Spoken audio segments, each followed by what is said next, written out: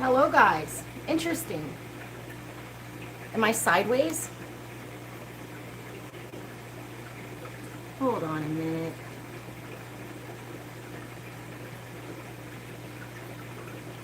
Let me see if this is acting up.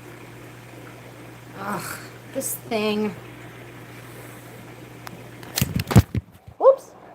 You guys are going for a ride real quick. It says I should rotate the device. Oh well, I guess we'll be vertical today. Sorry about that. I swear, half the time I do these live streams, the camera won't rotate, and I don't understand why. And now it's flipping. It's gonna be one of those days, I guess. Hey guys, and welcome to the Fishroom. I thought I would start out by reminding you of a few events that are coming up next weekend, which is the 15th to the 17th. I will be at the Big Fish Deal in Gaithersburg, Maryland, where I am going to be doing a live demo, an aquascaping demo on building an apistogramma breeding tank. And I will also be moderating a speaker panel there. So that is August, my goodness, my brain, February 15th to 17th. And then in March, I will be at Aquashella in Dallas. And I believe I'll get to meet a couple young aqua girls there, Serafina and Aria, so I'm looking forward to that. And any of you that are going as well. I'm putting links to these events in the description. And then in May, I'll be at the North Jersey Aquarium Society. After that, I'm not sure what's going on because a lot depends on when we schedule my next knee surgery, which I'm not looking forward to. So this is going to be interesting with me not able to use my little, this thingy to hold my phone since it won't rotate, but we will see. Thank you for the congratulations on 100K. I have my play button here, but again, I'm not exactly sure how I'm going to manage with one hand since YouTube is, as usual, acting up a bit. But this is it. Pretty exciting. It actually, you know, for how long it took for me to get the notification, it came over a week faster than expected, so that's kind of cool. You guys can see that. I don't know where to put it. I don't know exactly what to do with it. I may not do much of anything with it yet until I do some of the rehab down here in the fish room. I want to paint the walls, paint the floors, move some tanks around, and when I do that, I may set up a spot specifically for streaming for you guys that'll have a little backdrop, and if I do that, then it will go there. But all of this, you know, was sort of hinging on my knee feeling magically better, which, as we know, it is not. So, you know, we'll have to see. Thank you, Coach Of. I hope I said that correctly. That's a very nice super chat. So anyway, that's what's been new. I actually haven't been down in the fish room other than to just check on everyone in 3 days because I couldn't walk. So getting down here was a bit of an obstacle. Now I have a little rolly chair. You can see it in the corner back there that I would sit on to go around and feed and stuff. But feeling better today, luckily, so I figured we'd go live and take a look around. Some tanks are cleaner than others. None of them are particularly bad. Oh yeah, I did red and blue. I didn't do a very good job. I need to touch it up, but yeah, the GIMP pimp. I've been a GIMP pimp my whole life, unfortunately. I forget where I was going with that. Let's see. Hello to all of you. There's a bunch of you in the chat. Thank you for that. The eyeshadows to match the hair and the sweater. See, I'm fancy like that. Thank you, Dennis. Everyone down here is doing really well. I have fish breeding everywhere, which is awesome, but I'm worried about running out of space since I'm not shipping. Thank you, Emma. I would love to go to Australia someday. Yeah, matchy matchy. Thank you, Tanya. It's nice to see you in here. Yeah, and everyone is welcome to use the GIMP pimp. I mean, not everyone has fish and pimp on their knuckles to be able to be the fish pimp. Ken is asking if I've ever had scuds in my tank. Yes, they're not necessarily dangerous. In fact, they're a great live food. They can be a bit of a pain in a shrimp tank because they're difficult to get rid of since nothing predates on them. But, you know, how are the bikers? They're doing great. We can go and take a look. The big boy's tank needs some elbow grease, but I need to wait until I have a look out. If you've been around here for any length of time, you know that my Cuban Gar has quite the taste for my right elbow. He got me 2 weeks ago and drew blood. So I tend to try and work on that aquarium mostly when I have someone to be on the lookout, because he's just fast and it's not much fun to have your fish draw blood when you're just trying to do maintenance. Captain Cranky Pants is angry at the moment because he got a big water change this morning. Maybe we'll catch him in full-fledged pout for you guys. We'll have to see.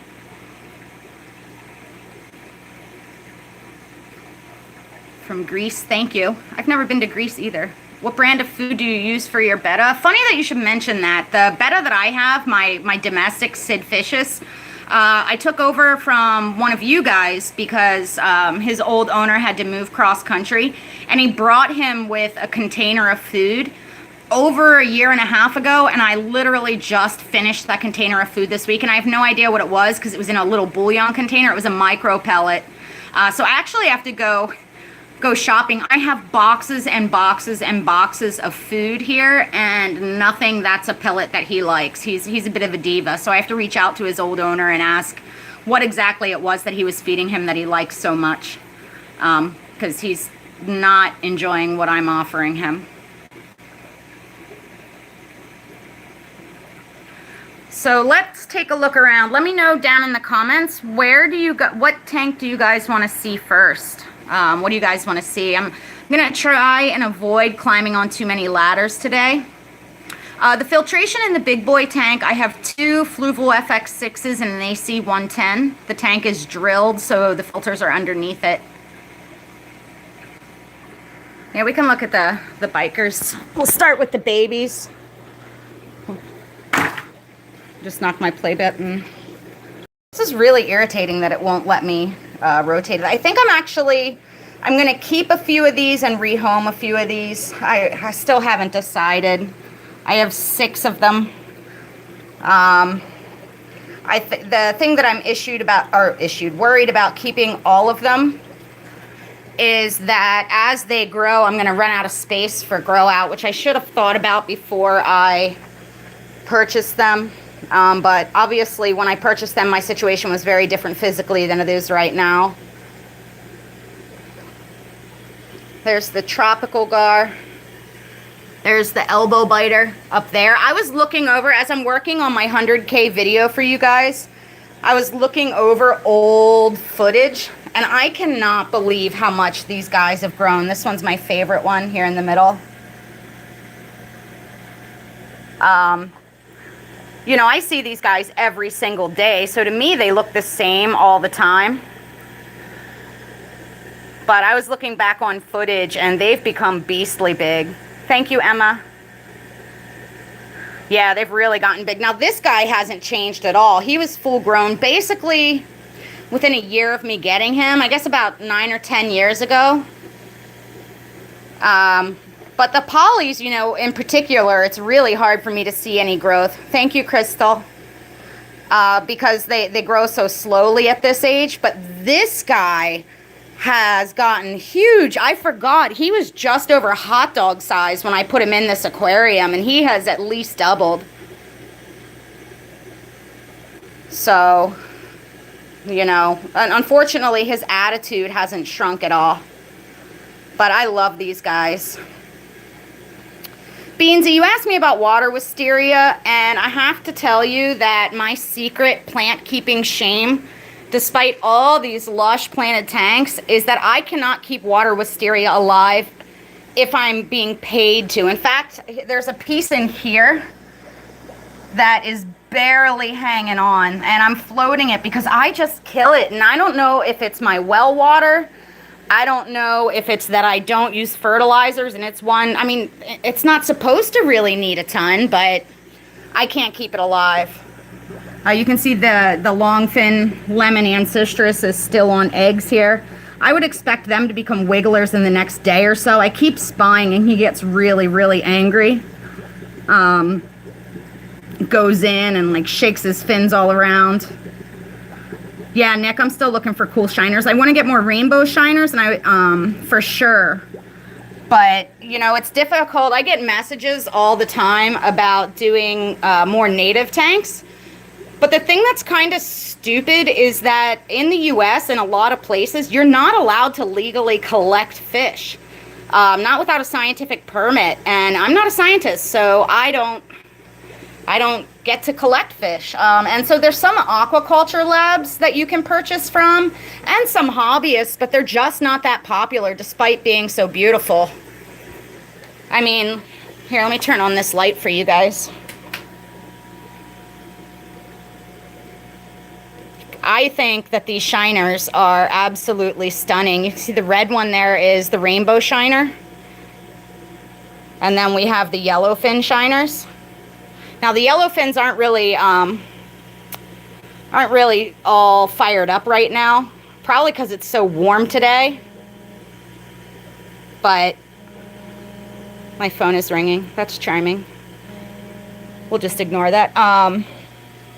But you know, I would love to have a lot more shiners for this aquarium. I think what I actually want to do is pull out a lot of these kyathit and get more shiners. The kyathit are really boisterous. I mean, they're gorgeous, but they're pretty boisterous. I can't turn the camera. It won't let me. Look, I try, and then it says rotate device. I had every intention of filming in landscape, but unfortunately, YouTube has different ideas for me. There's little tiny baby shrimp all over this film on the glass. It's hard to see with the chat in the way for me.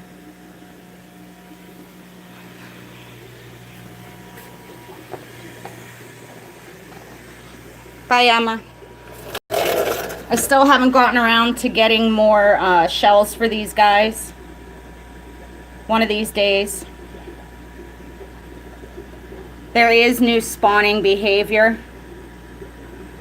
And a nice side effect of opening up this central portion of this aquarium is that I'm seeing a lot more of the Synodontis catfish. Not right now, of course, because I said something, but in general, they're out and about a lot more, which is really nice. Someone asked to see the honeycomb cats. We can feed them. This stream might not be very long since YouTube's not playing nice about me rotating the phone. I got a plant order in this week, which is why there's all these floating guys in here. For my demo at the Big Fish deal, I ordered a bunch of plants to have to take with me. Unfortunately, they came in the very peak of that absolutely freezing cold spell we had here. So the crypts are going through some significant melt. You can really see it on this one. So I need to pull them out and do some TLC at some point, but quite a few of them look just fine. So we'll see.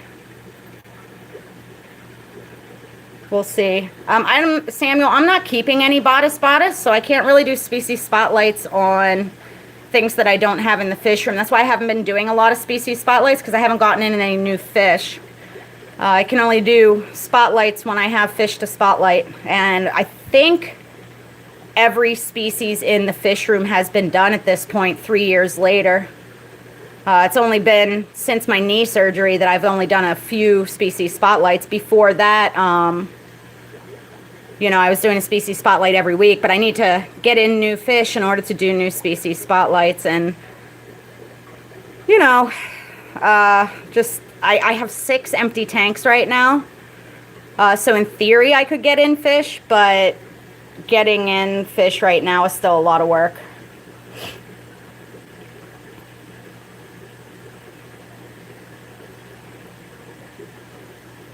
So these guys are super fun. These are Centromoculus perugiae.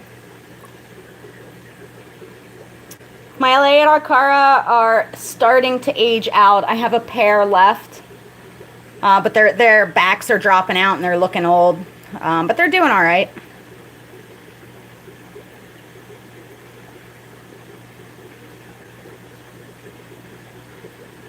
I love these guys. I just love how they feed at the surface like that.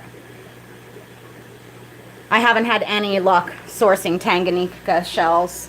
Again, it's easy enough to find all these escargot shells, but this is what happens in my water anyway with them, and you know, it is what it is, but it's not really the aesthetic I was going for in this aquarium. Oh, good, Teresa. Make sure you come and say hello. I will be there Saturday all day and in the beginning of Sunday, but then I have to fly home.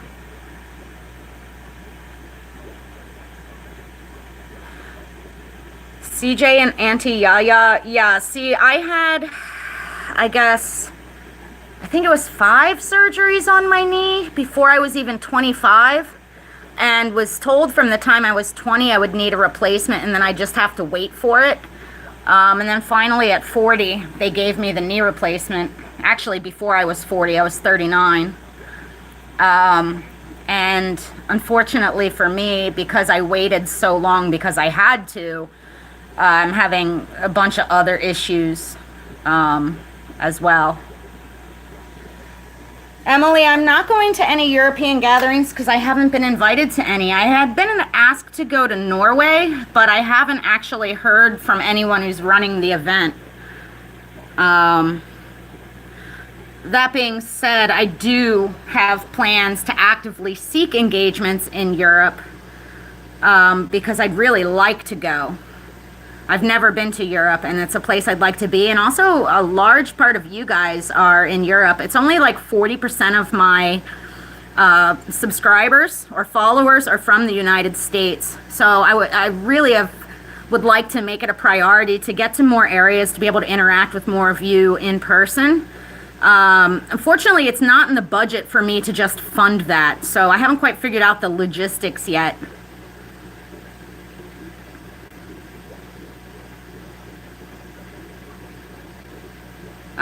But, you know, I have a lot of friends in Europe, so I know that I could make it happen if I really worked at it. But with how unpredictable my husband's health has been and how how messed up my knee still is, I just haven't made it a priority to seek out those trips yet. Thank you, Gabrielle. We're looking at my Caridina logmani tank, the wild bee shrimp. Also, just so you guys, in case you forgot or haven't taken advantage yet, we still have about 2.5 weeks left to take advantage of the discount code with tanninaquatics.com. If you want to get 10% off your botanicals, should you ever want to try any of these, or if you need restock or whatever. So that is code Rachel10, Rachel in all caps, spelled the correct way, R-A-C-H-E-L. I mean, people say all the time they'll fund the trips. I really wish I could rotate this.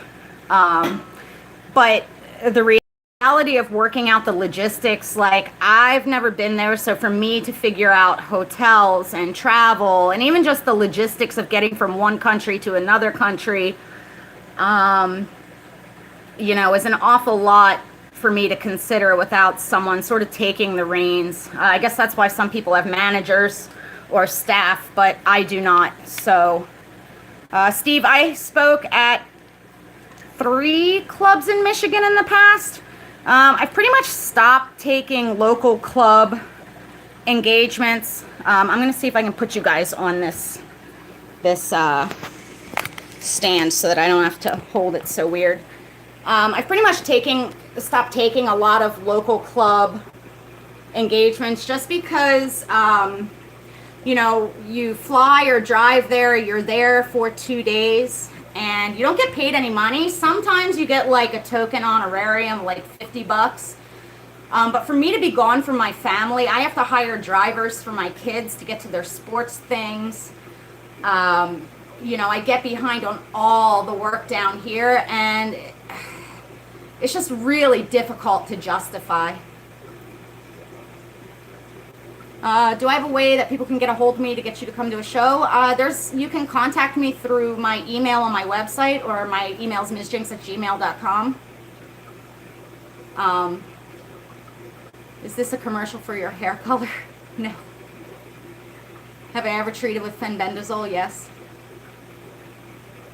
Am I still happy with my LED shop lights? Overwhelmingly, yes. I did have pretty significant hair algae outbreaks when I switched them over, and you know, that's not that uncommon when you switch lights entirely anyway, or even if you replace bulbs, you change the spectrum of the light or the intensity of the light. That's often when algae will take hold. So I still have a few tanks that are struggling, but for the most part, they've all settled down. And, you know, for $29 a tank and 1 plug per row, I'm super, super happy. So, you know, I do not speak Spanish. I wish that I did, and I would like to learn. When I went to Mexico last year, I was really regretting taking French in high school.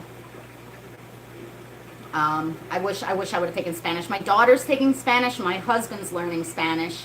So I hope to get on that train as well. What do I think about the King of DIY? He's one of my best friends. He's fully responsible for me doing YouTube, and he's been a massive support to me over the past several years as I've done this. He's a really good friend and a really great guy. What's my favorite food to feed? I feed a range of foods. We'll just pull this out to show you guys again. I'm a little excited. I feed a range of foods. I think the variety is the spice of life. So I like to feed a range of frozen foods. My favorites are frozen cyclops or frozen daphnia. I also use some baby brine. I culture some baby brine. Normally I have micro and whiteworm cultures going too, but I don't right now.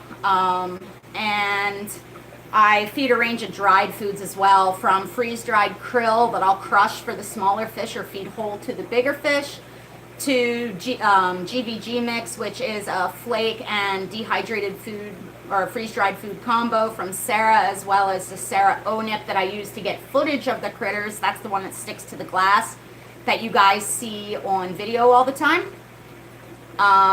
And that's mainly, I don't feed a lot of flake and I don't feed a lot of pellets other than to Captain. Captain eats pellets exclusively because he's a prima donna.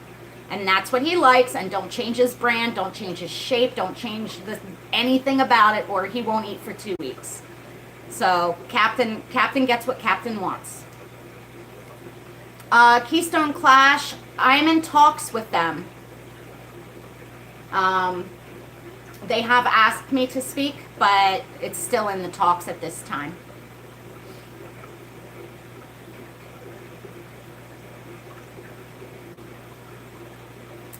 Thank you for all the congratulations. I appreciate it. Beansy has a cat that behaves like Captain. I should really put on my glasses so that you guys get to see me. Oh, those are dirty. Have I ever kept LD008 and Citrus Claro? I have had Claro once, but I didn't keep them for long, and I don't remember why. It's been a few years.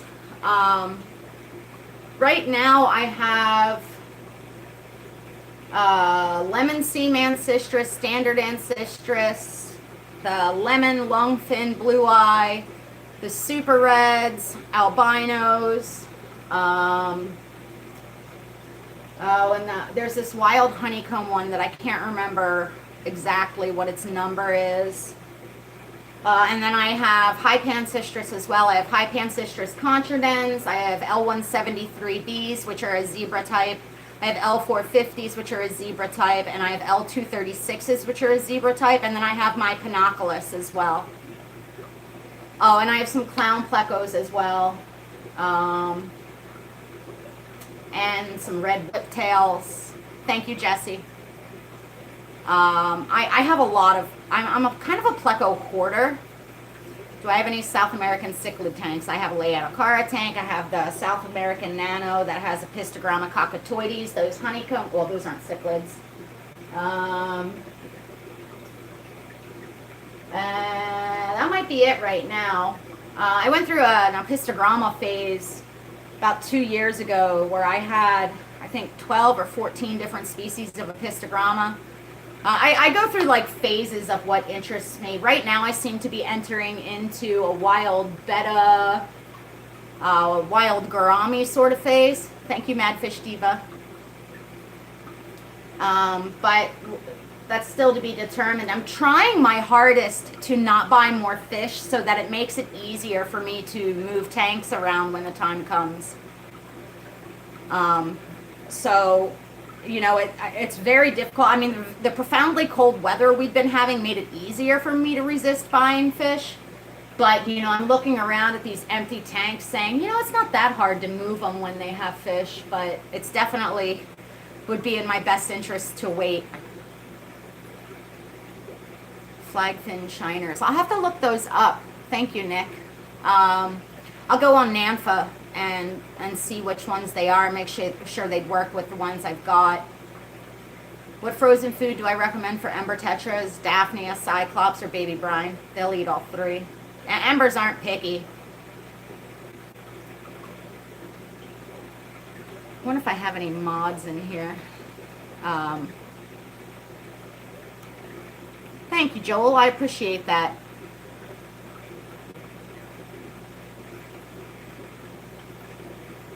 Candy, can you look through the chat a few minutes ago and get rid of a few people for me, please? Thank you. One of these days I have to add more mods, and thank you, Candy, for doing this so graciously. I really appreciate it.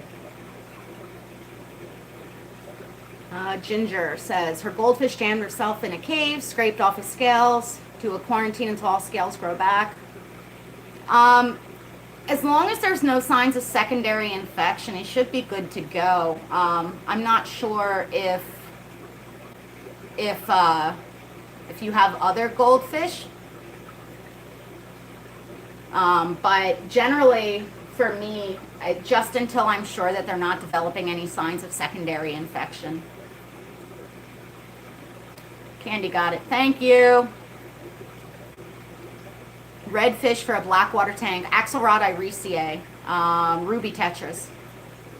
Check those out. They're beautiful. Now, when you see them in a store or when you first get them, they're going to be largely clear, but as they settle in, they get a fire engine red color with a little black spot in their caudal peduncle. Really cool little redfish. Also, chili rasboras. Are my daughters interested in this hobby? No, not particularly. Does sex matter with honey gourami? I like to have more females than males, and since that's a sexually dimorphic fish that's easy to sex even when not in breeding dress, it's usually not too hard to achieve. I usually like 2 females per male if possible. I really wish that I could rotate this.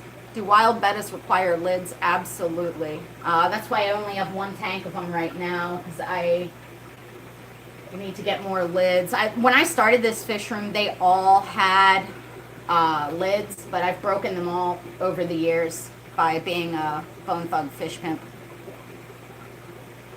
A quarantine tank can be any size. It doesn't have to be small. The benefit of a smaller aquarium for quarantine is that should you need to medicate, it costs less money and takes less medication to actually manage that. I wonder why I'm getting trolls today. I don't usually. Everbreed Acaras, just the Laeticara. Right now for the wild bettas, I just have the embellis, and there's supposedly 6 in that tank, though I only ever see 1 or 2 at a time.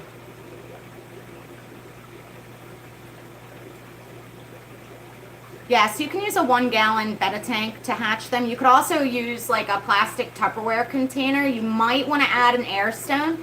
If you use anything small like that, I would recommend that you put like a little block of foam under the back edge to tilt it slightly, because then all the detritus will come to the front and it makes it easier to keep it clean so that they don't fungus.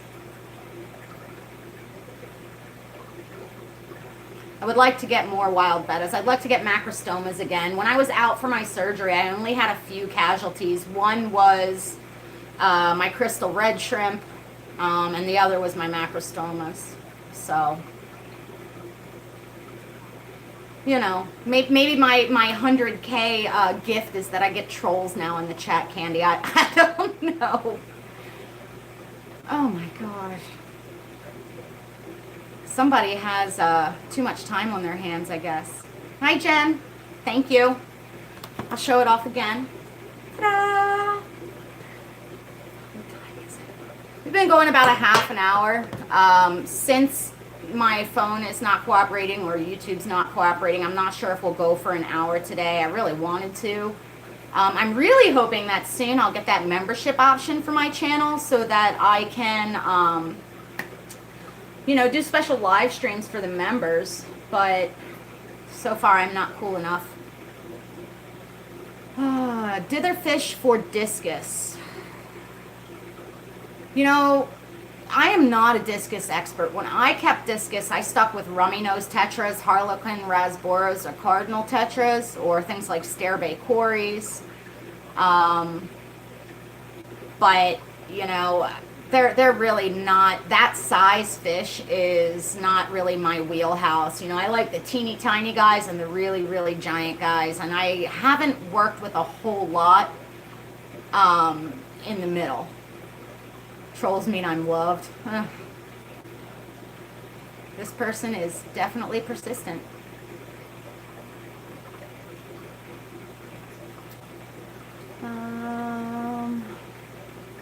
Otocinclus kokama nab. Yes, I have bred them. I have kept them, but I have not imported fish from Peru in a couple of years, so I don't currently have any.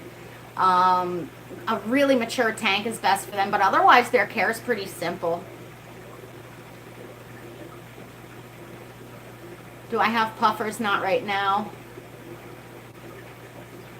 Can I put female bettas with angelfish? I wouldn't.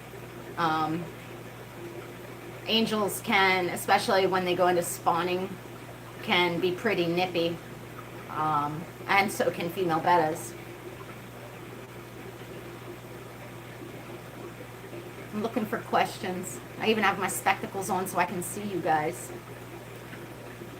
I mean, I know membership isn't gonna like make much money or whatever, but I just think it would be fun to be able to do something like that. You know, maybe even go live when I'm doing stuff down here for you guys, for those of you that wanted to join, because I mean, that's definitely something that not everyone is interested in. You figure I spend on average, you know, 3 or 4 hours a day just cleaning tanks every single day. What size tank is best to start aquascaping? I like the breeder shaped tanks, even though I don't have any right now. But other than that, I really like 75 gallons. I think they're super easy. How is it managing a breeding colony of endlers without getting overrun? I mean, there are fish that aren't that hard to rehome, so not too bad. That's a really great question, Serena Poppy. If there's fish that I see that go out of fashion that I wish would come back in, all the time. There's a lot of classics that, you know, I'm constantly surprised more people aren't keeping from fish like diamond tetras, which are actually a Charis species that are super lovely. Things like white clouds are never super popular. I'm looking around to try and think of some things. You know, but there's all kinds of fish. You know, honey gouramis go in and out of fashion. Like, there's all sorts of fish that go in and out of fashion. You know, a lot of that, oh, I know, Amica splendens, the butterfly goodeid, they're amazing fish, but I never see them anymore. For a while, and they were everywhere. you know, but there's, and a lot of the like smaller barbs, cherry barbs, I think, you know, are one that really should be way more popular. Sean, I think that multis aren't more common because their spawns are pretty small and they're relatively slow growing. Recommend good reference on aquarium diseases. Yes, Dieter Untergasser has a book called The Handbook of Fish Disease. That's quite good. It has slides in it so you can see, like, if you're using a microscope, what you're dealing with. Otherwise, the University of Florida's Aquaculture Lab has some really great references there. Also, Loaches Online has some good stuff. Oh no, visible ick. I treat for 2 weeks after the last sign of ick with temperature that warm. I usually do 86, but 88 is fine if they're tolerating it well. You might make sure that you really have your aeration cranking because in the warmer water there's less dissolved oxygen. Botanicals good for a single betta and a 10-gallon? Sure. Bettas love botanicals. I saw a question a little bit ago. I don't remember whose it was about advice for a new shrimp tank. Go bigger than you think you need. Go as big as you can. The more dilution, the more stable the aquarium will be. And be very, very cautious of overfeeding. It's very tempting to want to overfeed or just feed your little shrimp constantly, because they'll always swarm the food. But the reality is the issues you can get with your water quality and the issues you can get with secondary pests, things like planaria, scuds, detritus worms, hydra, or even the little ostracod seed shrimp, are way more problematic than feeding less. So for me, I tend to underfeed my shrimp a bit. And that's one of the reasons that I really, really like using the botanicals. I showed you guys in my More Than Blackwater video how immediately the shrimp responded to having all those surfaces to graze on. And that goes for small fish as well, and especially useful in fry tanks.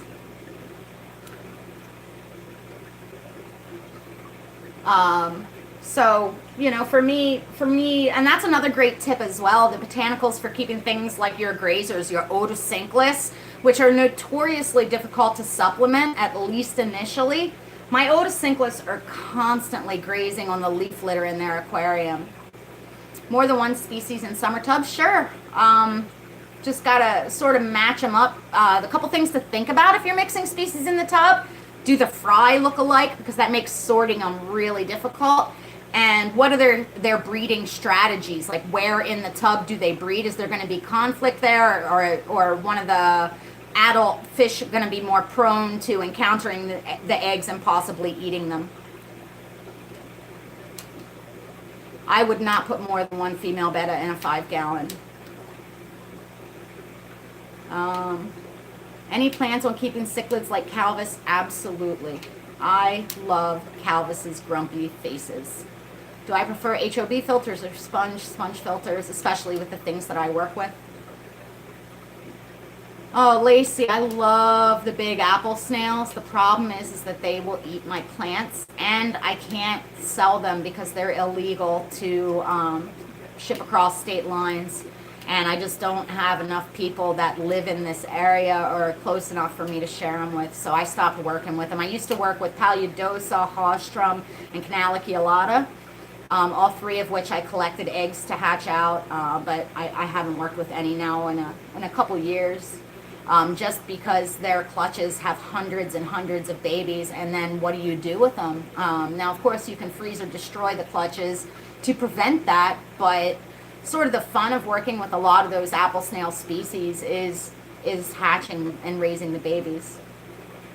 How many Heragiardoni dwarf anchors can you keep in a 10-gallon? 6 to 8 easily. How big of a tank would I recommend for a pair of betta embellis? At least a 10-gallon if possible. Will ottos or Amano shrimp eat fish eggs? Amano shrimp absolutely will. Otos not usually.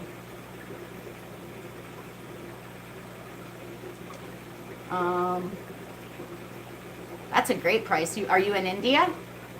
Smooches? For Heragiardoni, 90 cents is cheap. Wondering how to mod the intake of your canister filter to make it fry friendly. You can put a pre-filter over it. Let's see if, like, that is aqua clear sponge that I cut in half, and then pre-filters. And I know Penguin makes one that's black, that's much more attractive. This one started out white, but over time they get brown, and it's really not that much of a problem for me. These fish have been, the Parasiprochromis have been breeding. I really wish my phone would flip. It's the 75-gallon nano. I haven't seen my female Epistogramma for a few days, so I'm wondering if she's on eggs. Excuse me. I still need to add more botanicals to this aquarium. As for the mystery snail clutch, I actually like to keep them, whoa, where are you guys going? That's great. In a breeder box until they're about pea size. It's probably too late for you for that, but when I hatch them out, I'll actually open the clutch into a floating breeder box, simply because the babies, as you've discovered, are only about pinhead size, and it's really, really difficult to clean an aquarium around 80 to 100 baby snails of that size, and I usually leave them in there until they're about the size of an English pea or a large BB, and then move them into the aquarium. You may want to try to keep them in the same aquarium that you're going to raise them in, because if you switch aquariums with them, every time there's a change in parameters or even a few degree shift in temperature, they're going to get growth rings in their shell, which aren't problematic, they're just unsightly. So that's my advice for them. Aw, baby goldfish and snails, that's cool.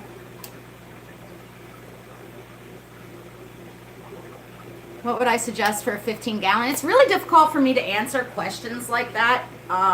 Clearly, I can't pick just a few fish, and it's part of the reason I co-authored the 101 Best Nanofish book, was because there's so many great options for an aquarium of 15 gallons. I would, if you're interested, peruse through some of the species spotlights. I have that playlist on my homepage, and see sort of what tickles your fancy. Is there a particular behavior you like? Is there a particular color scheme you're going for? Do you want a seed breeding? Do you want a community? Do you want a species tank? You know, and go from there. Because my tastes are my tastes. Kind of got to pick for yourself. Yes, there is a chapter of shrimp on my book. It's not very comprehensive. At some point, I have basically 2 books written in my head and partially on paper that I have to format to get published, or to determine if I'm going to self-publish. The last time I was published, I'm not sure if I want to go the route of approaching publishers, or if I would just want to self-publish. They both have their pros and cons.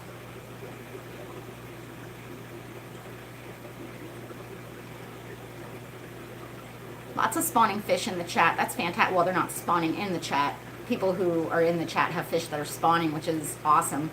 How long they take to hatch depends on your temperature. It's usually between 4 and 7 days. I don't know how many types of shellies there are. Quite a few. Yeah, you could keep a 2 male, 4 female group of cherry barbs in a 10-gallon. I mean, in a 20 long, you could have more and then add something else. I mean, you guys know me. I'm of the thought process with any of those social fish that more is better, always. So I always try and use the biggest tank I can to get as many as I can so that I can see a more natural behavior.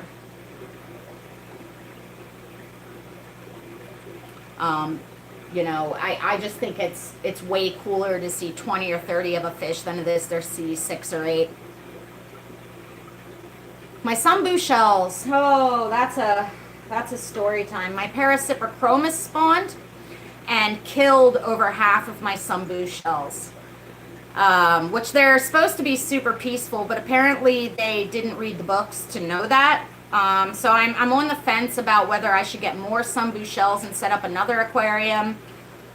or just keep an eye on it. But you guys know, like if you've been watching my videos, that's my birthday tank. I built that entire 75 gallon around those sunbu shells. So to say I'm frustrated is an epic understatement.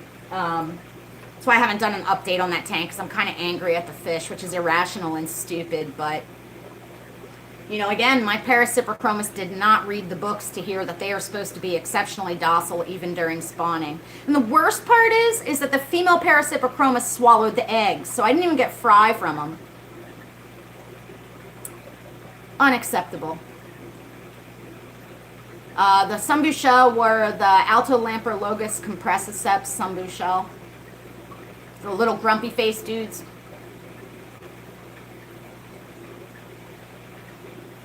Yes, that hillstream loach is probably setting up to make a pit. They do spawn in the substrate. You may see them chase each other and like whirligigs through the water column and then dart underneath rocks where they'll build pits. I like to use smooth river stones about this size placed in the tank with the fine, you know, like 4 to 6 millimeter smooth gravel, and then they'll dig the pits and lay their eggs in there.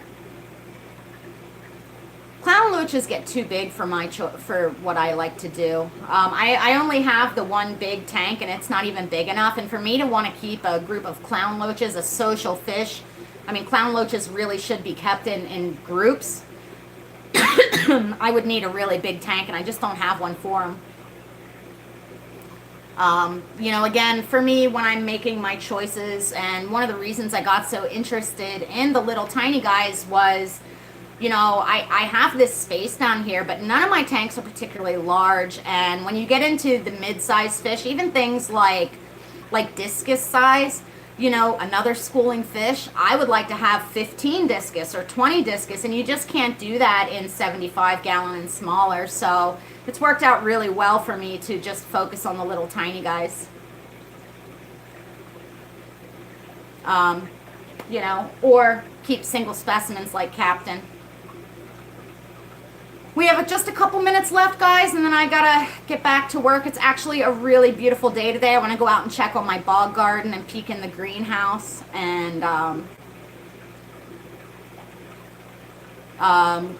Cordera, I have 3 years of playlists called Summer Tubbing that show my outdoor setups. I only keep them outside and from spring through late fall. Because in the winter it's way too cold here. I mean, it gets profoundly cold and lots of snow. First fish I bred, gosh, I think I don't remember. I think it was well, now or when I was a kid. I don't know. I've bred so many fish. I have a whole book of spawning logs. Flow, how important is flow to stiphodons? It's not necessarily the flow that's important, it's the oxygen content. And generally speaking, if you look at stiphodon's profile, if they have the real pointy dorsal fin, then they come from areas of high flow. But if they have the more rounder, low dorsal fin, they come from areas of lower flow. However, they all come from a high oxygen content. So as long as you're making sure that there's a really great bubble output and a good turnover rate with your filtration, you don't necessarily have to have strong directional flow. It's that oxygen content that's so important. But a good tip when looking at stiphodons to know if they need the high flow or not is to look at the shape of that dorsal. For instance, Stiphodon percnopteri geonis have a very pointed elongate dorsal, and Stiphodon Atropurius have a lower, rounder dorsal.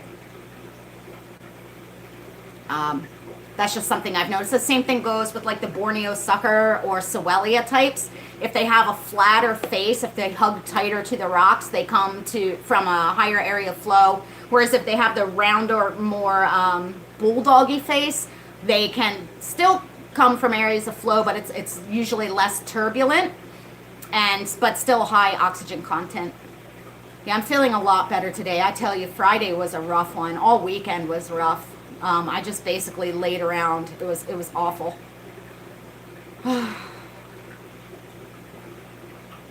Guppy's eating their fry.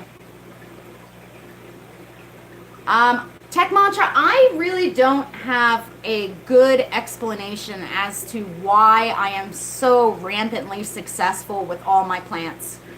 I would imagine that my source water has a decent amount of mineral content. I do a lot of water changes, which, again, I think my tap water might have a decent CO2 content, but it really doesn't make sense that I'm able to grow as many plants as I do. But again, plants don't read the books either. So I've just, over the years, used a lot of trial and error to see what works for me, what works in my water, what works in the kind of setups I'm willing to provide, and stuck with those plants. I don't try a bunch of complicated stems. I don't try and use a lot of the shorter carpeting plants. I just stick with what works, and for me that's a lot of Anubias, that's moss even when I don't want it, that's cryptocorynes, bucephalandras, ferns, guppy grass, hornwort, things that I know are just going to do well in my water. Recently, that Hygrophilus siamensis I'm super happy with. What else do I have? Oh, the Rotala. But yeah, I just try and stick with things that will work in the conditions that I am able to provide. So, don't be afraid to try something that people tell you won't work, because I am a really wonderful example of someone who can grow plants with no tech, no CO2, not good lights, not expensive lights, I should say, no fertilizers at all. And, occasionally I use high quality planted substrate, but generally speaking, that in and of itself is not enough to feed plants. So I'm lucky. Oh, leeches. Ooh. They are my Achilles heel. I would probably set the aquarium on fire, honestly. I'd move all the fish out and break it down completely, bleach it, let it dry out, bleach it again, let it dry out, and you're laughing at me being leeches, maggots, and ticks. Oh, no thanks. Yeah, burn it with fire. Epsom salts aren't going to take out leeches. The problem with treating leeches is that if you have any snails, anything you're treating for leeches would also take out snails. So for me, it's just no-go. As far as if you're talking about leeches like Glossophonia leeches, the ones that infest the Tylomelania or the rabbit snails, you can do salt dips on the snails, which makes them produce excessive slime, which means the leeches let go of their soft tissue and you can manually remove them. But that does not take care of the ones in the aquarium. So that is an entire different ball game.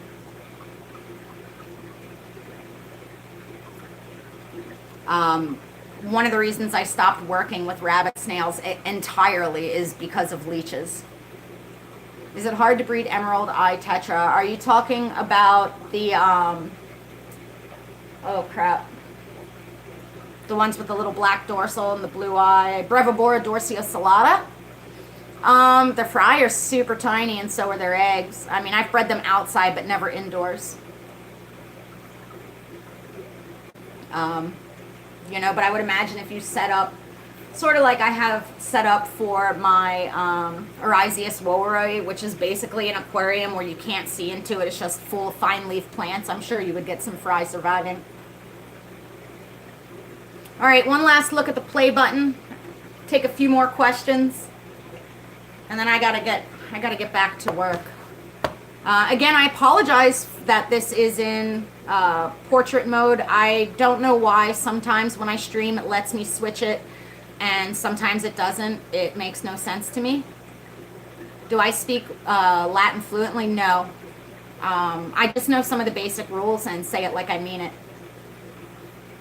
What I found with Latin especially is that as you travel around the country or even the world, there's different regional variations on accepted pronunciations. So you just say it like you mean it and follow some of the basic rules. For instance, if the second name has something that appears to be a person's name, it probably is a person's name. It should be pronounced as such. For instance, the Impeyictes Carey that I have, or what do I have that makes sense?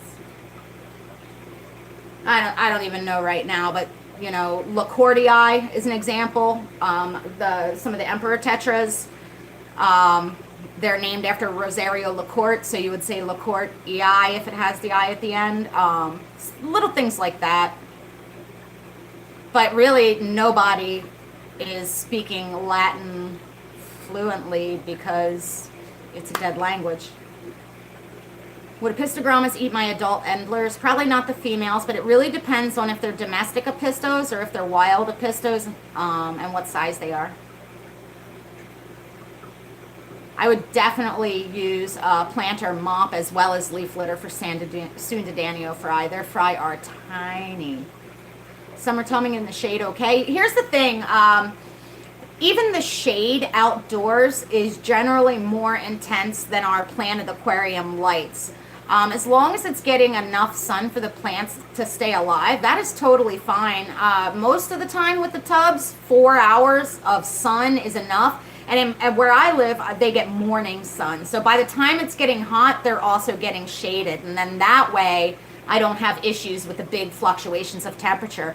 Keep in mind, too, you can also go to like the dollar store, Five Below, and pick up beach umbrellas to mount over top of your tubs until the plants grow in to shade the water enough.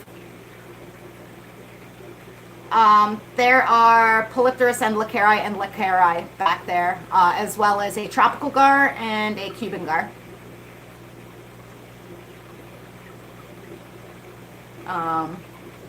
For whomever that was that asked.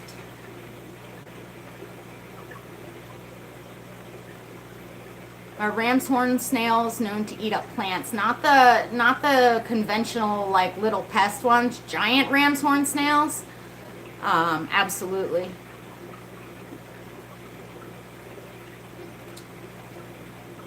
Let's see. Where can one get barred pencilfish? I have no idea where you can buy them. Mine are multiplying, but slowly. Not enough to really sell any. I think I put 20 in there.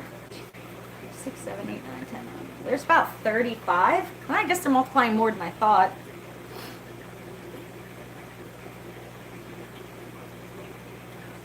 Oh. See, I have 2 chat screens up. One's moving fast and one is not. And I'm not sure which one to look at.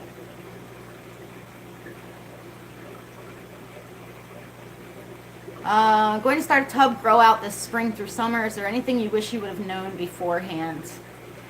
You know, I've been summer tubbing for 12 years, I think. 11 years, 12 years, 13 years. However long I've lived here. I started the year after we moved here. My daughters were 2 and 3 when we moved here. And so I've been doing it for 13 years. And it's a lot of trial and error to see what placement is best. One thing that I would suggest is go with as big of a tub as you can. Just because the more volume you have, the more stable the temperature is going to be. Thank you for the super chat, Linda. So there's that. And again, just figuring out your placement is the biggest thing. Any experiences with the pistos killing the females? Yeah.